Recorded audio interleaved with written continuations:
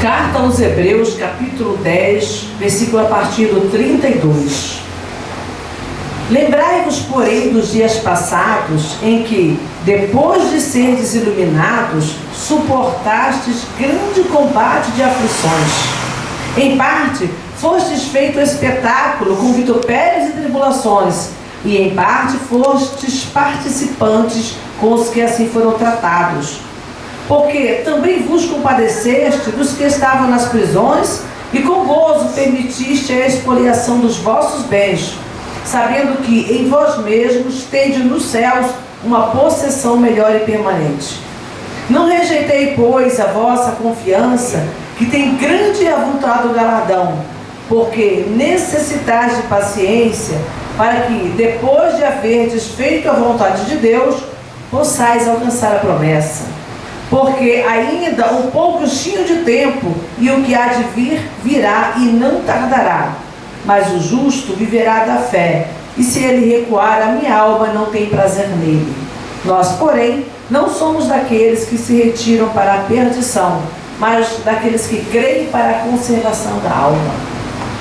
Espírito Santo de Deus, nos concede nesta noite a sabedoria e o entendimento para meditar na Tua Palavra, para meditar em tudo aquilo que o Senhor tem a falar conosco. Que o Senhor possa dirigir os nossos corações, que o Senhor venha nos fazer, ó Deus, cada vez mais capazes de entender a Tua vontade.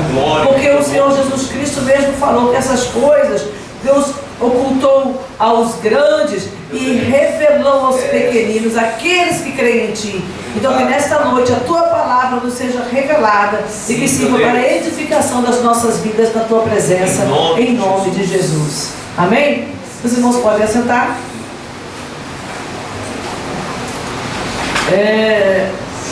Eu estava nessa passagem hoje: não rejeiteis a vossa confiança. Um dia nós nos convertemos, tivemos uma experiência maravilhosa na presença do Senhor e a gente queria abraçar o mundo com as mãos.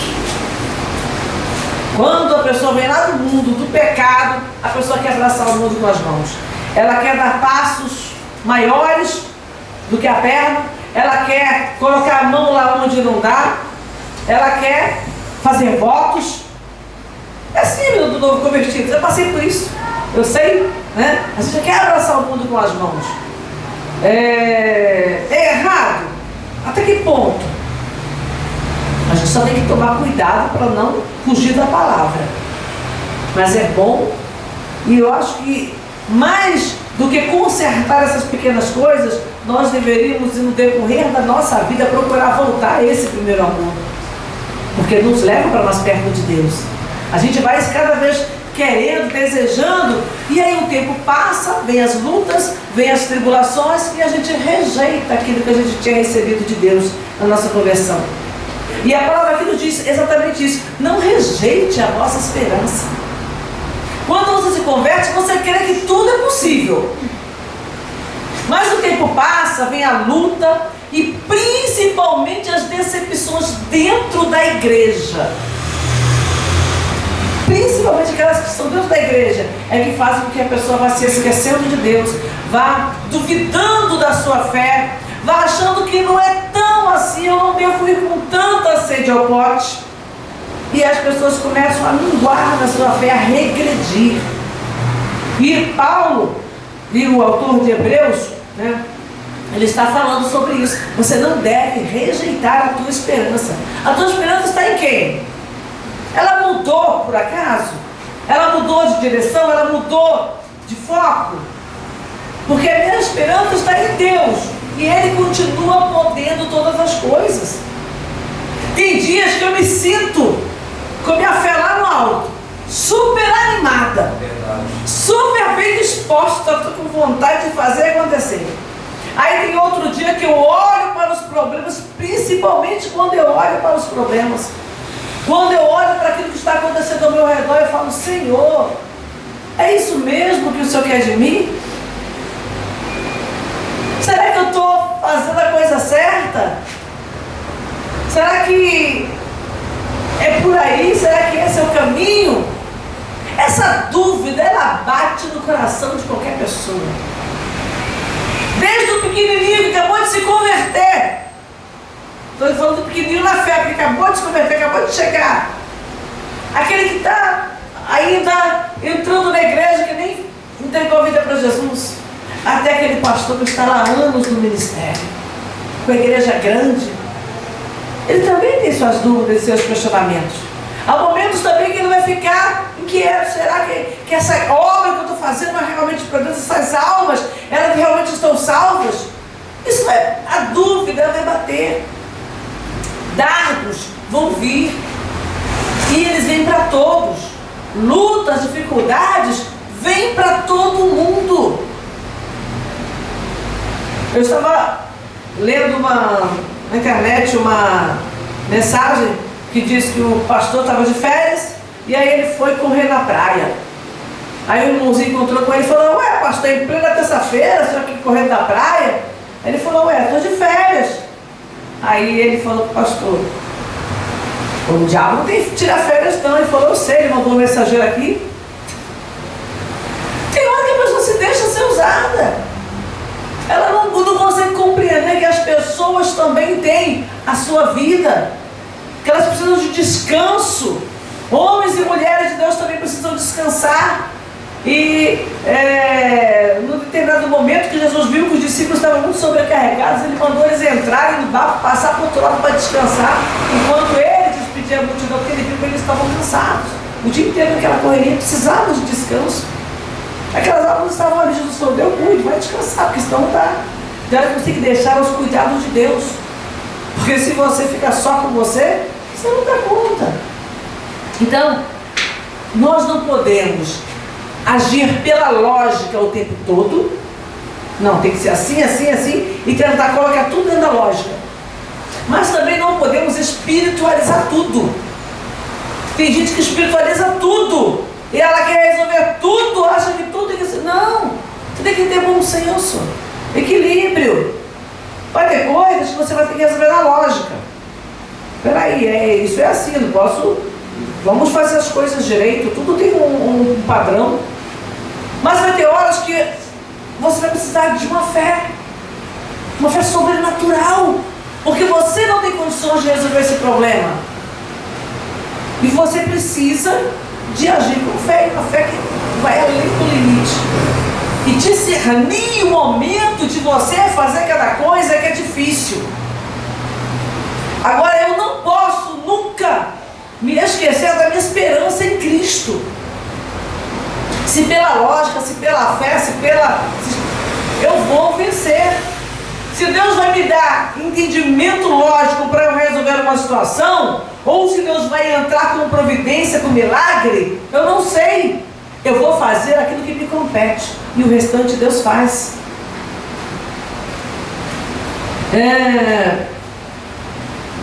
No versículo 35, né? Não rejeites, pois, a vossa confiança, porque a vossa confiança tem o quê? Grande e avultado galardão.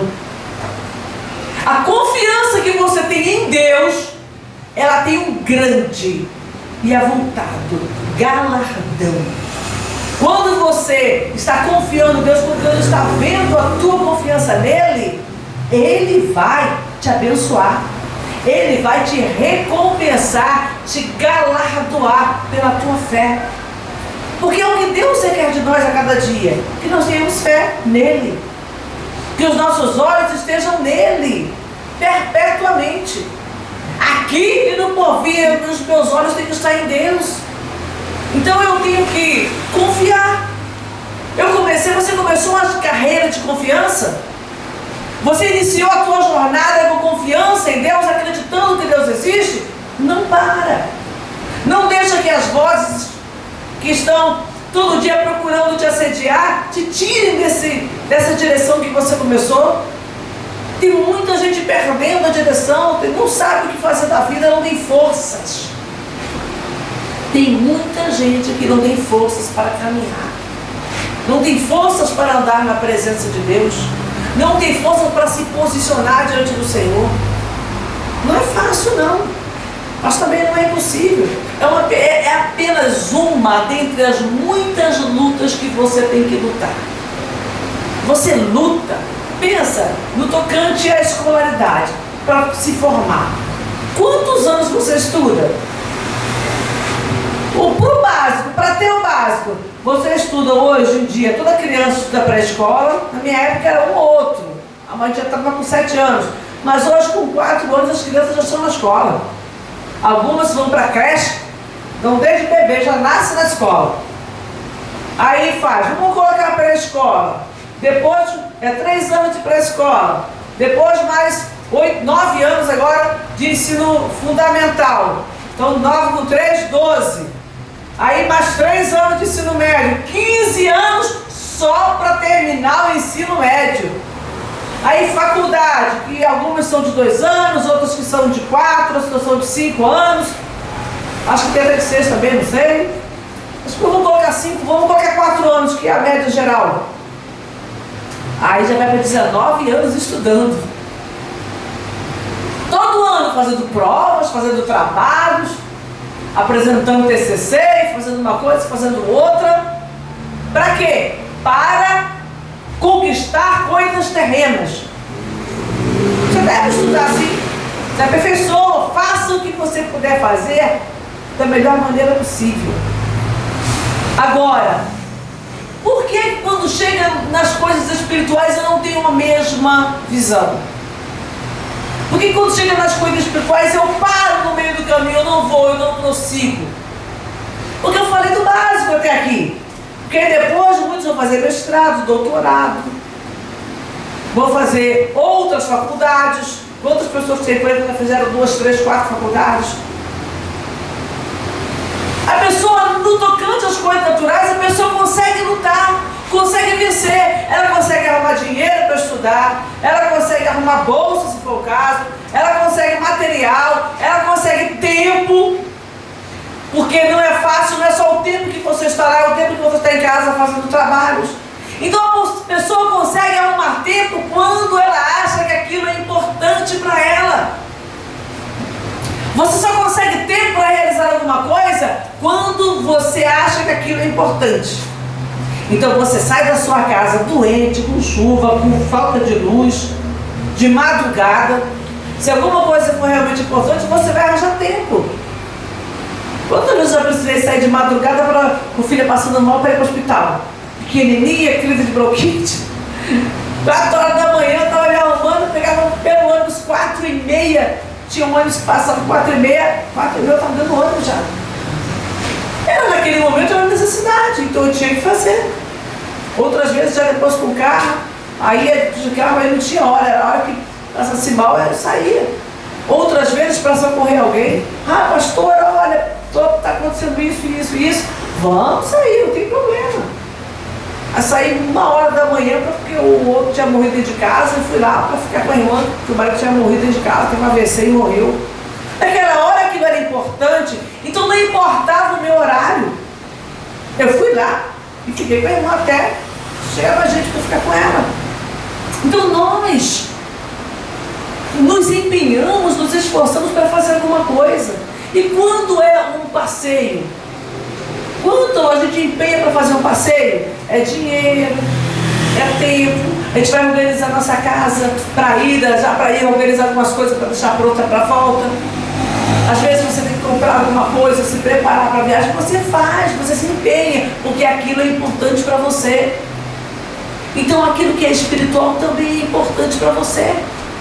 Porque nós somos seres naturais, seres carnais, que temos necessidades carnais, mas nós também somos seres espirituais a partir do momento que o Espírito Santo de Deus habita em nós. E eu preciso alimentar esse Espírito, para que ele esteja sempre ativo na minha vida. E não é fácil. A gente trabalha e você tem que arrumar um tempo. Qual é o teu tempo? Qual é o tempo? Você tem que pegar o teu tempo e separar. Ler a Bíblia, orar. Já acontece comigo também. Eu pegar um dia, acordar e ter que resolver alguma coisa. E quando eu vejo, já foi de tarde, eu falei, eita, que eu levantei na correria e fui fazer o que eu tinha que resolver um assunto. Depois eu nem parei para ler a Bíblia. Eu vou parar para ler a Bíblia de noite. Eu gosto de manhã e de noite. Aí tem dia que eu vou embora e eu esqueço. E aí vai trabalho, vai alguma coisa, vai outra e você esquece. está envolvido com muita coisa. Quando você vai parar, quando você vai lembrar, você está num momento que você não pode parar. Então, não rejeite, não. Você confiou em Deus, acredita que Ele vai te capacitar a vencer essa dificuldade que você está tendo. Seja dificuldade para entrar na presença dEle, seja dificuldade em alguma área da tua vida. É saúde, finança, família. Deus vai capacitar, gente. E nós vamos vencer. Você quer uma motivação extra? Assiste vídeos de atletas paralímpicos. Quantas dificuldades, quantas adversidades esses homens e mulheres vencem. Pessoas que ficaram paralíticas, muitos da cintura para baixo, outros com limitações maiores, mas fizeram grandes coisas. E muitas vezes sem acreditar na existência de Deus. Esse Stephen Hawking aí que teve aí, não sei falar o nome dele direito, né, aquele que ficou todo deformado, tinha uma doença, e ficou todo deformado. O homem casou 2 vezes, o homem teve filho, o homem foi um dos maiores cientistas da nossa época, faleceu recentemente, cheio de limitações, numa cadeira de roda. Ele mesmo criou para ele um mecanismo para poder falar e se comunicar com as pessoas, porque ele não conseguia mais falar. E em cima da cadeira de rodas, ele está feito o 2º casamento, todo torto, cheio de problemas, de dificuldades. A mente dele era brilhante.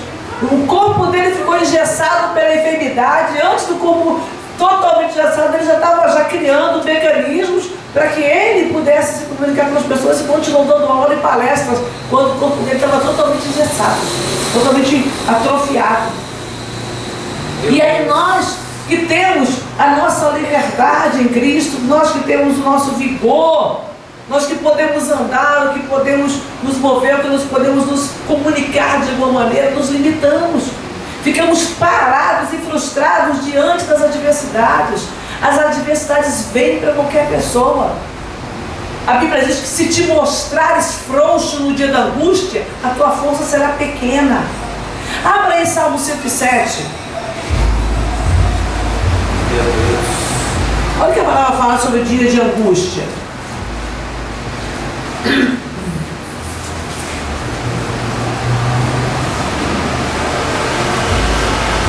No versículo 6: e clamaram ao Senhor na sua angústia, e Ele o livrou das suas necessidades. No versículo 13: então clamaram ao Senhor na sua angústia, e Ele os livrou das suas necessidades. Versículo 20, versículo 19: então clamaram ao Senhor na sua angústia, e Ele os livrou das suas necessidades. Versículo 28: então clamam ao Senhor na sua tribulação, e Ele os livra das suas angústias. Por 4 vezes, durante um salmo, o salmista declara: clamou ao Senhor na sua dificuldade, na sua angústia, na sua tribulação, Deus os livrou. Então não quer dizer que você não vai ter tribulação, mas que na tribulação você fala com Deus, e Deus ouve a tua oração. Amém. Amém? Você tem que crer nisso. Se eu sou advertida pela palavra que na hora que eu estiver atribulado eu posso clamar e Deus vai me ouvir, eu tenho que entender 2 coisas. Primeiro, Deus vai me ouvir. É a primeira coisa que a gente guarda. Não é isso?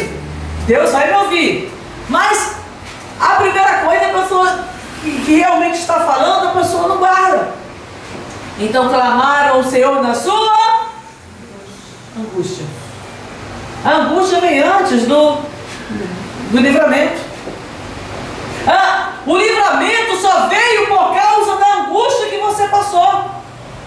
Você foi angustiado porque alguma coisa não estava bem na sua vida, e aí você clamou e Deus te livrou. Mas na verdade o que veio primeiro foi a angústia, foi a tribulação, foi a luta. Aí se você tem um conhecimento da existência de Deus, você vai clamar e Ele vai te livrar. Então eu tenho que conseguir pontuar as coisas direito, entender direito, interpretar o que está escrito. No Salmo 23, ainda que eu ande pelo vale da sombra da morte, não temeria mal algum, porque tu estás comigo. Ele está falando, eu posso andar pelo vale da sombra da morte. Todos nós podemos passar por esse vale. Todos nós, em algum momento da nossa vida, nós podemos passar por uma dificuldade mortal, uma enfermidade que nos leve à morte. Você pode passar por isso. Nós temos visto aí um exemplo de fé da cantora, pastora Ludmila Ferber, né? Está com câncer terminal e continua pregando, continua orando com os enfermos, bem debilitada, mas não parou.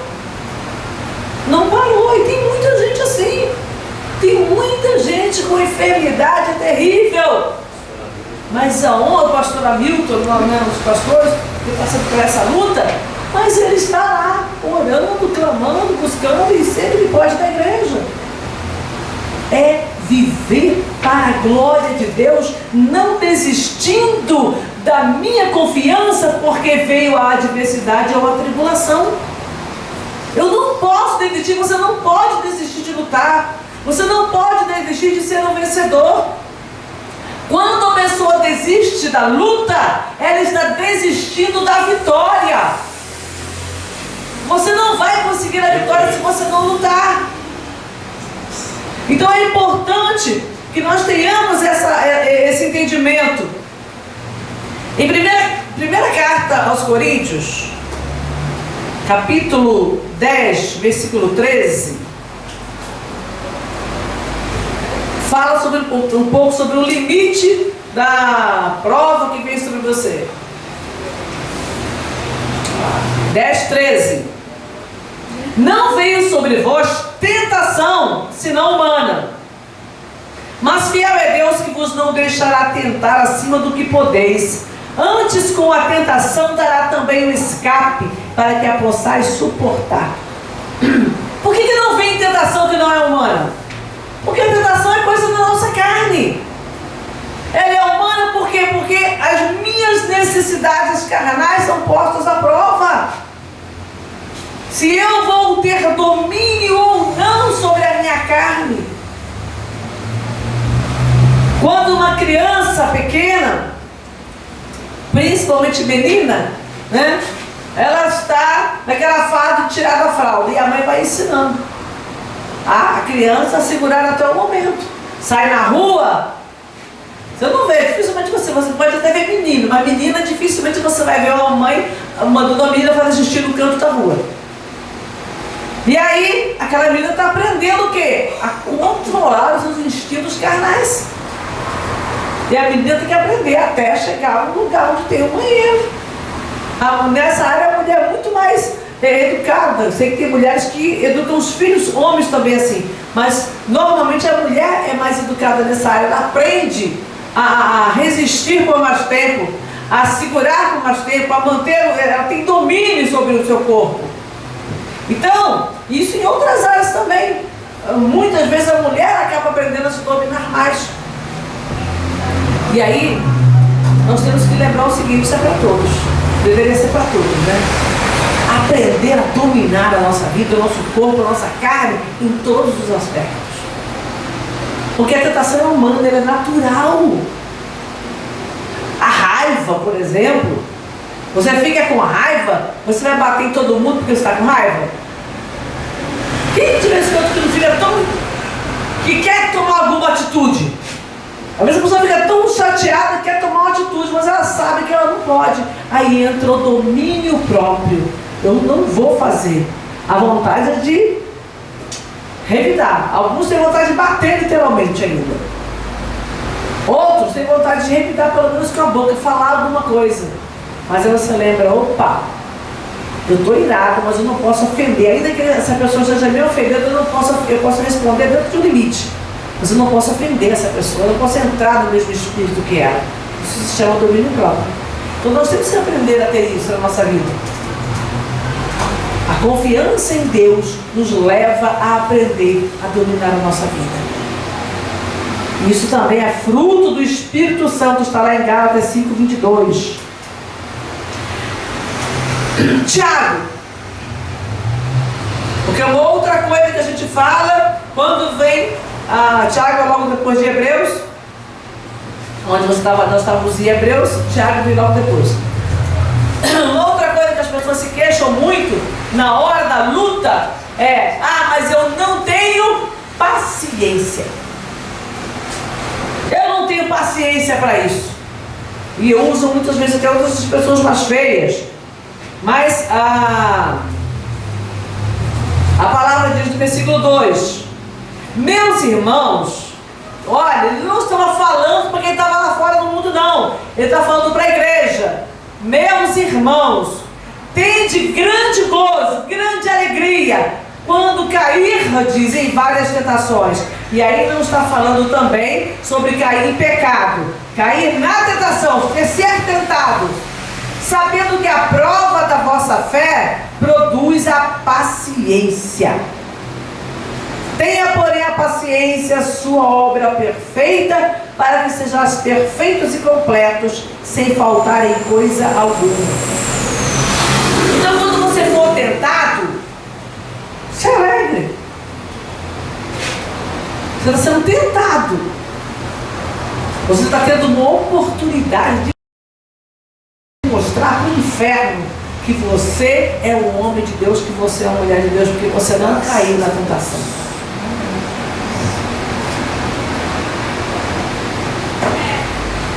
Sabendo que a prova da vossa fé produz a paciência. É quando a tua fé é aprovada que você aprende a ser paciente. Por que você vê que uma criança não tem paciência e um adulto tem muito mais? A criança, você fala com ela, ela quer porque quer, esperneia até a mãe aprender a educar, e aí vai levar um tempo. E aí ela vai aprender a ter paciência. Não é na hora que eu quero, é na hora que tem que ser. Então a criança bem educada, isso vai facilitar a vida dela espiritualmente, profissionalmente, familiarmente, quando ela contrair matrimônio. A criança vai ser educada para isso, para ter paciência, porque quando chegar lá na frente ela vai saber lidar com as situações da vida. E hoje uma coisa que preocupa muito, as crianças não têm sido educadas. A criança vira o déspota dentro de casa, ela manda dentro de casa, a vontade da criança tem que ser obedecida. E a criança cresce despreparada e se torna uma pessoa ruim, porque ela foi mal educada. Então nós temos que tomar cuidado. É difícil muitas vezes lidar com certas situações, mas nós precisamos aprender. E principalmente compreender que é na tribulação, é na adversidade, é quando estamos sendo provados, que nós vamos aprendendo a ser pacientes. Essa luta não quer sair logo, então eu tenho que ter paciência para esperar até que Deus me dê vitória, até que ela passe, até que eu receba de Deus sabedoria para lidar com a situação ou para resolver esse problema. Mas eu vou passar por isso, eu não vou desistir, eu não vou recuar. E nós lemos, depois a gente volta lá para Hebreus, mas ainda aí no versículo 5. E se algum de vós tem falta de sabedoria, peça a Deus, que a todos dá liberalmente, e não lance rosto, e ser-lhe dado. Pastora, mas eu não tenho jeito com isso, eu não tenho sabedoria. A Bíblia diz: se algum de vós tem falta de sabedoria, peça para Deus, porque dá a todos, e não lance rosto. Agora, voltando lá para a carta aos Hebreus, no capítulo 10.